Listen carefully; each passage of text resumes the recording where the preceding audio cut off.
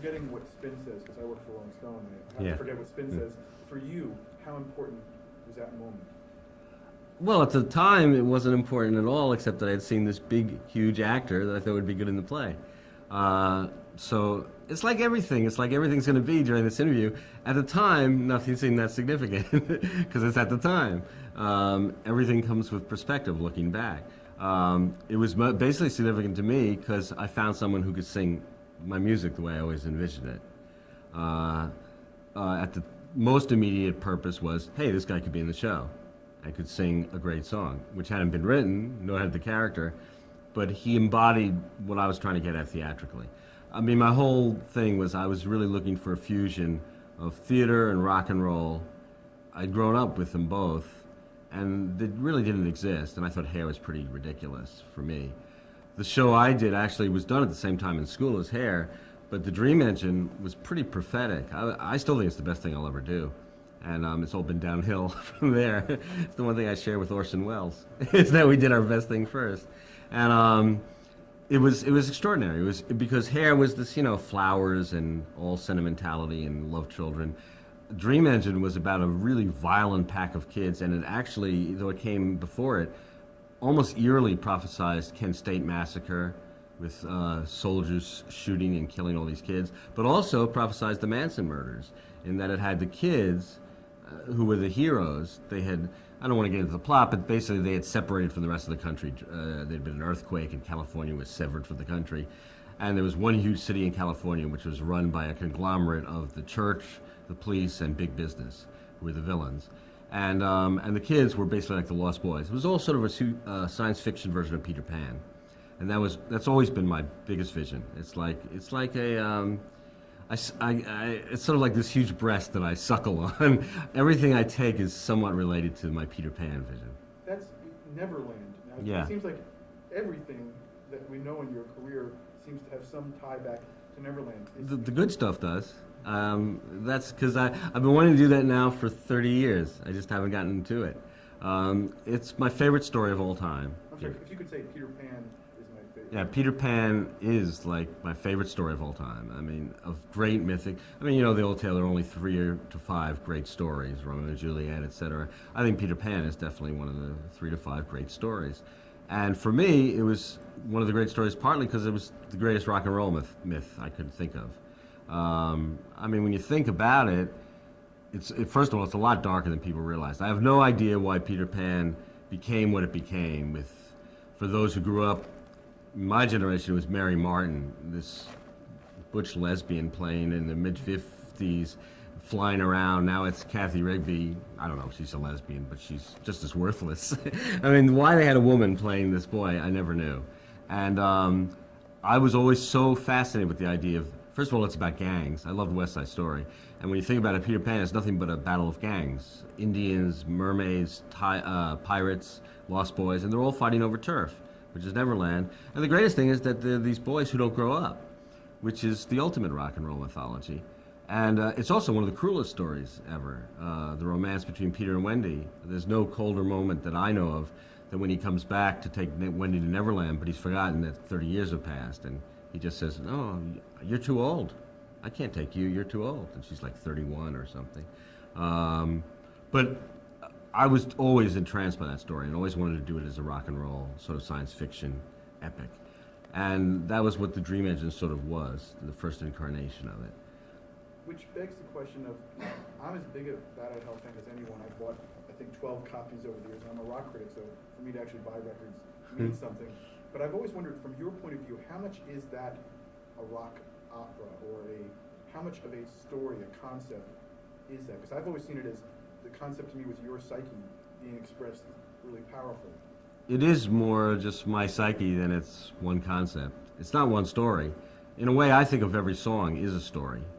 It's almost to me like, if you take my example of Peter Pan as a great story, if you interviewed each of the Lost Boys, they'd each have a song on Bat Out of Hell, each one of them. It's basically a collection of stories. It's like a mosaic. But if you put it all together, it's part of the world that I love, which is the world of Lost Boys and Peter Pan and Neverland, a place where kids don't grow up, and what results from that. I mean, the thing that I loved about it is that I didn't find that to be a light or sentimental idea. I took it literally. I thought it was actually a great science fiction concept that if a kid was 18 for 80 years, what would he be like?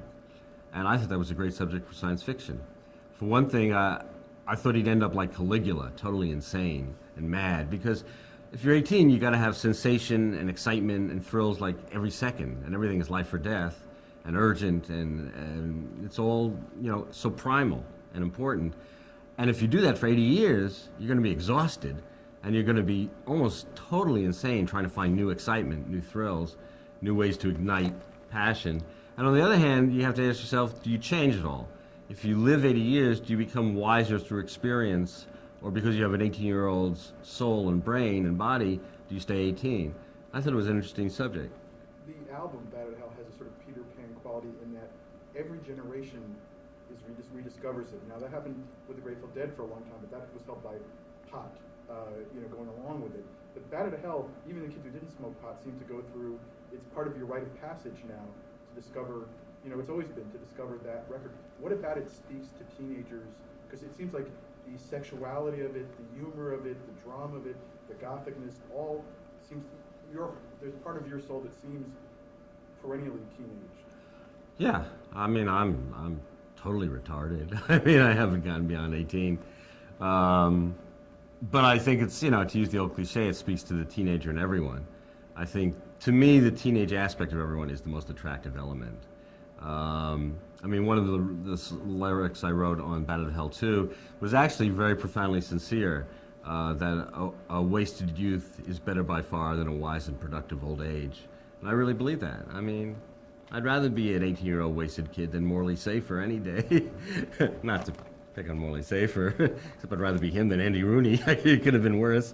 I just think that the teenage aspect of people is the greatest thing. How it's channeled is multivariate and can be horrible, great, or whatever. But holding on to whatever that is to me really cool and valuable and important as you grow older.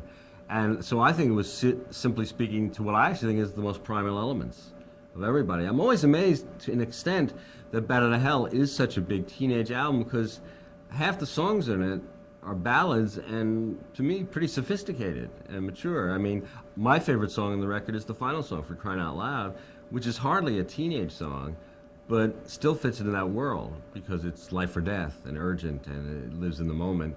And, the Grateful Dead needed pot, I guess, to fuel it, so this needed semen. It's just a different particular drug.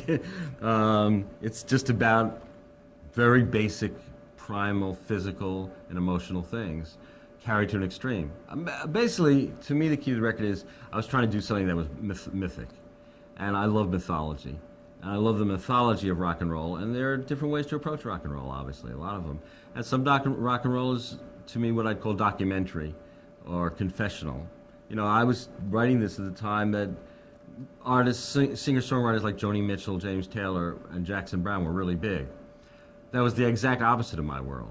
I remember auditioning for Warner Brothers in Los Angeles with my show, The Dream Engine. It was one of the most excruciating experiences of my life. All my trips to Los Angeles were excruciating. It was like it was another culture. They didn't, at that time, it was like 30 people from Warner Brothers, all the top people, and they hated when I did this audition of the show. For one thing, they didn't really know what the concept of a show is. They couldn't get around the idea that they were characters singing, which was one of the good things that Battered Hell did, I think. There were other records before it that did it. But it wasn't the person singing, like Joni Mitchell sang about her life. This was characters singing. And they didn't understand that. So if someone sang a vicious lyric as a vicious character, they'd be totally baffled. And I remember the first comment after the audition was over, when I knew it wasn't even a great deal with Warner Brothers, was this guy stood up and said, we don't need people like you in this world. And they since usually teach that that's not a good entree to a great deal. And they were very offended and pompous about it, because they went to a whole other thing. They went to James Taylor. And did that come back to bite you with... Could you dab again? Yeah, just tell 'em.